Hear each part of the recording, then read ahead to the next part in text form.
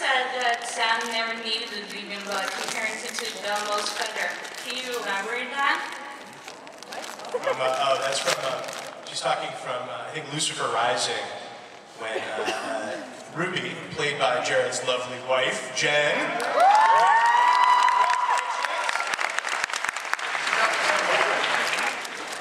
said, you don't need the feather to fly Dumbo, you've had it in you all along. And I think what we meant by that wasn't necessarily that, because I mean the demon blood for us is a kind of a battery. It is sort of a charge that allows him to do the things that he was able to do, and he needed it to be the Lucifer vessel, et cetera, et cetera. But it was more about the decisions that he made. And he, you know, she was talking about the way she was sort of pushing him towards darkness, and he was blaming her, and she was saying, you were self-righteous and angry, and you would have made those decisions that would have gotten you to this place, whether I was there or not. So it was more about an interior character thing for Sam rather than just simply like his blood, his, you know, Popeye spinach or whatever.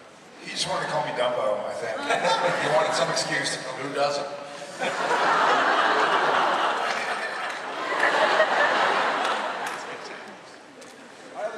Has it surprised you that the audience of the show has been overwhelmingly female, considering that it was initially aimed at the Atlas and male demographic? That's shocking.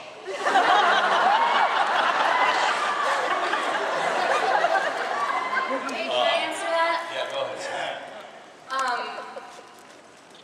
I have always loved horror movies, and so have a lot of my friends, and a lot of them are female.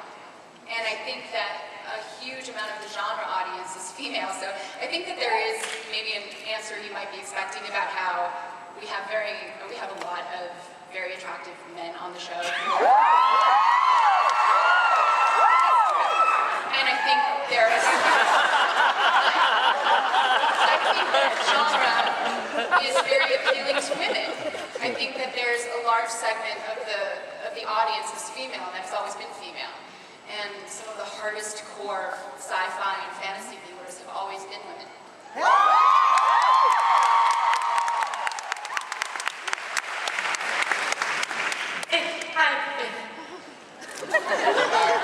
Hi.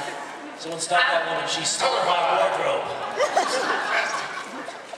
I was wondering if we were going to see the ghost faces again.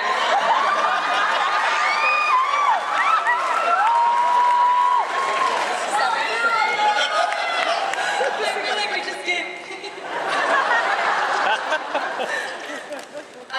You know what? It's purely a question of the story being pitched in the right way at the right time. We love them. We love to bring them back. They're huge web superstars. Yeah, did you guys watch the web series? Yeah! Check out the web series. It's seriously great. Like, okay!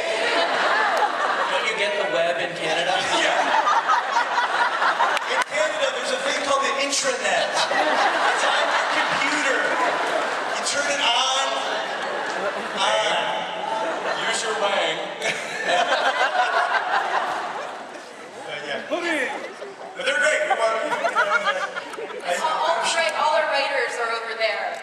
I'm sure we'll figure it out one of these days. Hi, my question is for the actors. Which episode was your favorite? Jensen? We've done 107 episodes. You want me to pick one? I'm gonna let somebody else take Which this. episode was your favorite?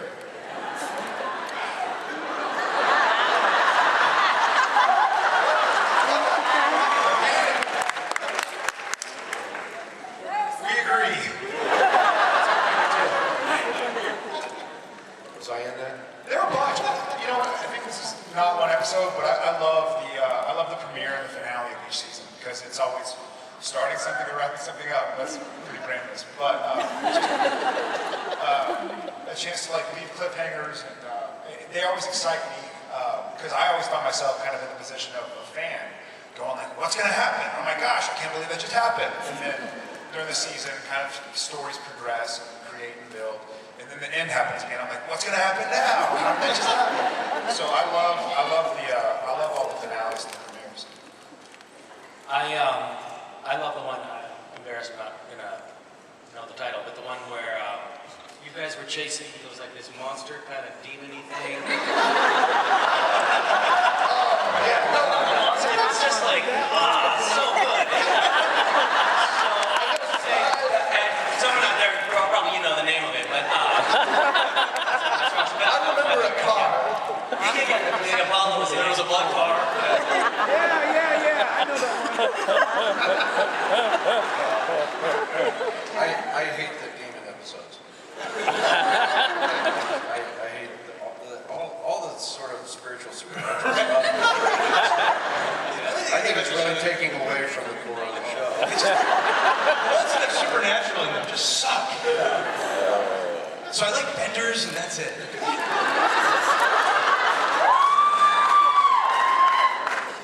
I like the funny ones. I like the Babylon, Fever. Changing channels. Yeah, change. Those are. You know what? I really love Monster Movie. That was a lot of fun. So. In other words, every episode. Thank you. Thank you. Hi, Swan Song. What was it like mentally and emotionally for you, Mr. Kripke, to have your story arc come to a close, and then for all the rest of the procedure, and then when you saw the final product, except for Jared, I guess? I'm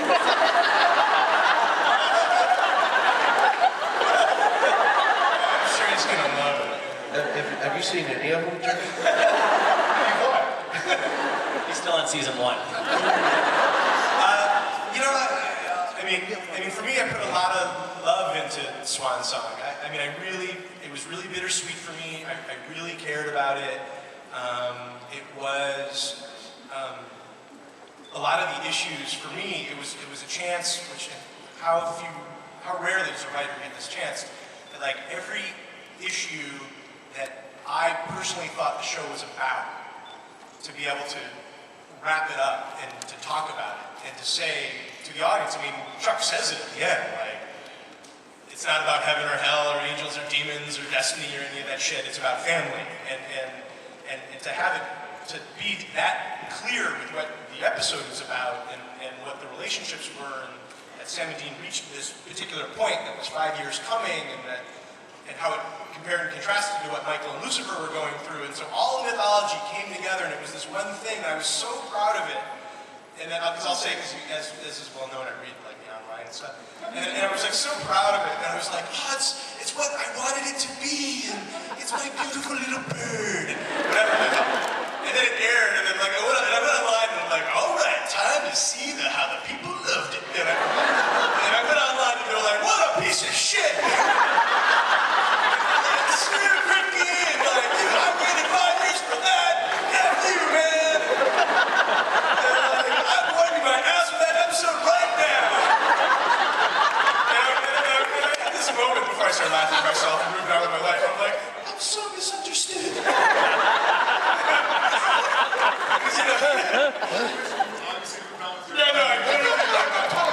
I'm fine with it.